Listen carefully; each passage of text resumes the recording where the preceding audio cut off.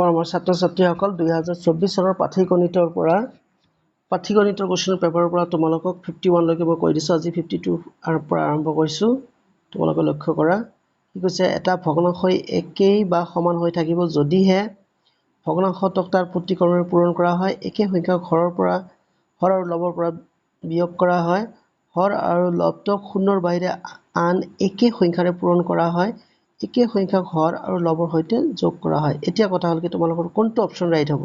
তোমালোকে এটা এক্সাম্পল দিছোঁ, সেই এক্সাম্পলৰ পৰা তোমালোকে গম পাবা।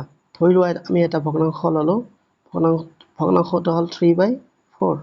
এই 3/4 ভগ্নাংশটো আমাৰ চেম থাকিব যদি আৰু যদিহে চেম নাম্বাৰ দি তোমালোকে পূৰণ কৰা।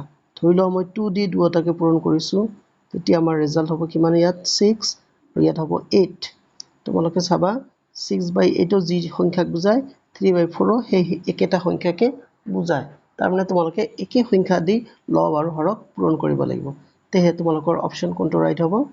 অপশ্যন হ'ব তোমালোকৰ চি, হৰ আৰু লবক শূন্যৰ বাহিৰে আন একে সংখ্যাৰে পূৰণ কৰা হয়। নেক্সট তোমালোকৰ আছিলে কি, এইটো কুৱেশ্যন ৰবা মই মচি দিছোঁ, ইয়াত কিবা জংঘা ভংগ হৈ আছে। ফাইন, ইয়াত কি কৈছে তোমালোকক যে 30 কিলোগ্ৰাম মিঠাইৰে তৈয়াৰ কৰিব পৰা প্ৰতিটো পেকেটৰ ওজন 2/3 কিলোগ্ৰাম হ'লে মুঠ পেকেটৰ সংখ্যা হ'ব। তেনেহ'লে ইয়াত আমাৰ মুঠ মিঠাই কিমান আছে? মুঠ মিঠাই আছে তোমালোকৰ 30 কেজি, হয়নে? আৰু মুঠ পেকেটৰ সংখ্যা আছে 2/3। মুঠ পেকেটত থকা বস্তুৰ ওজন আছে 2/3। কি কৰিবা তেন্তে, মুঠ মিঠাইক তোমালোকে এই পেকেটৰ সংখ্যা দি হৰণ কৰিবা। হৰণ কৰিলে এতিয়া যদি তোমালোকে কেলকুলেট কৰা, হৰণৰ জেগাত পূৰণ দিবা, এইটোতো উল্টি যাব, 3/2 হ'ব। 2/3 আছিল, 3/2 কাটাকাটি কৰা, 2×15 30। এতিয়া তোমালোকৰ এই 15 আৰু 3 পূৰণ কৰিলে কিমান হ'ব? 45। তেনেহ'লে 45টা পেকেট হ'ব। কেইটা পেকেট হ'ব? 45। ইয়াত অপশ্যন আছে নহয়, নিশ্চয় অপশ্যন আছে তোমালোকৰ, এই যে ডি অপশ্যন 45। এতিয়া নেক্সট অংকটো কি আছিলে? নেক্সট অংকটো তোমালোকৰ আছে এনেকা, যদি এই সংখ্যাটোক ইমানে হৰণ কৰা 12 হয়, এইটো হৰণ কৰিলে কিমান হ'ব? ফাইন, তাৰ মানে কি তোমালোকৰ আছে 4392, ইয়াক তোমালোকে হৰণ কৰিছে 3.66 দি, ৰিজাল্ট হৈছে তোমালোকৰ 1200। ফাইন, এইবাৰ তোমালোকক হৰণ কৰিব লাগিব কিহেদি? 439.2 by 36 কিমান আছিলে? 6। এইটো দি হৰণ কৰিলে তোমালোকৰ ৰিজাল্ট কিমান হ'ব? তোমালোকে নিশ্চয় ইয়াত 1200 লিখিবাই, তাৰপিছতহে চিন্তা কৰিবা।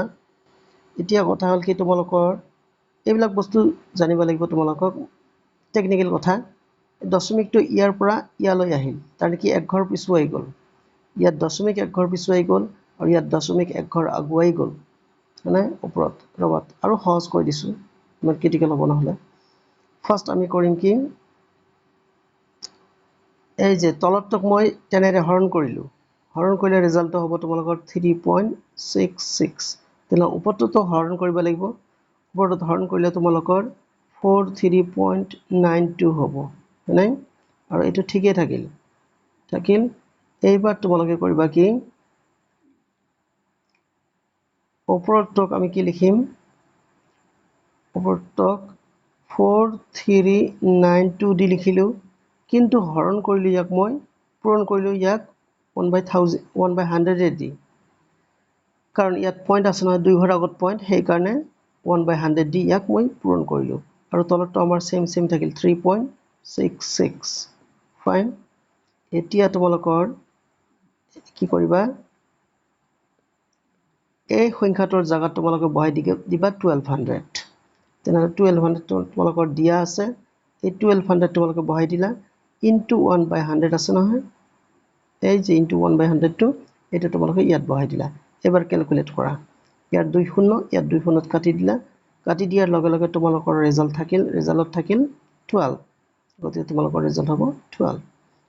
এইটো এনেকৈ কৰিবা।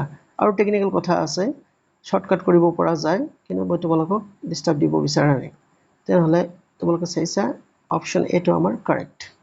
এতিয়া 55 নম্বৰ অংকটো মই তোমালোকক বুজাই দি ভিডিঅ'টো শেষ কৰিছোঁ কি কৈছে তোমালোকৰ ইয়াত যে আমি যদি 1 ৰ পৰা 100 লৈকে সংখ্যাকেইটা লিখো তেন্তে 9 অংকটো উপলব্ধ হোৱা সংখ্যা হ'ব আচ্ছা ফাৰ্স্ট তোমালোকৰ 1 ৰ পৰা যেতিয়া আৰম্ভ কৰিবা ফাৰ্স্ট তোমালোকে কি পাবা 9 পাবা 9 ৰ পাছত পাবা তোমালোকে 19 তাৰ পিছত পাবা 29 তাৰ পিছত পাবা 39 য'ত 9 আছে মানে 49 59 69 79 89 এবাৰ লিখা তোমালোকে 90 তাৰপিছত 91 92 মানে 93 94 95 96 97 98 আৰু লাষ্টত 99 গতিকে এই সবকেইটা যদি তোমালোকৰ 9 অংকটো হিসাব কৰা সববিলাক মিলি তোমালোকৰ কিমান হ'ব ইয়াত 19টা হ'ব কিন্তু এইটো ধৰি 19টা হ'ব কিন্তু ইয়াত দুটা আছে গতিকে 19টা আৰু এটা 20টা হ'ব কেইটা হ'ব 20টা 9 হ'ব তোমালোকৰ তেনেহ'লে তাৰনে 20 বাৰ 9 অংকটো লিখিব লাগিব তেনেহ'লে তোমালোকৰ অপচন এই বিটো কাৰেক্ট আশা কৰিছোঁ তোমালোকে ভিডিঅ'টো ভাল পাবা লাইক কমেন্ট শেয়াৰ কৰিবলৈ নাপাহৰিবা পাৰিলে মোৰ চেনেলটো সাবস্ক্ৰাইব কৰিবা চোৱাৰ কাৰণে ধন্যবাদ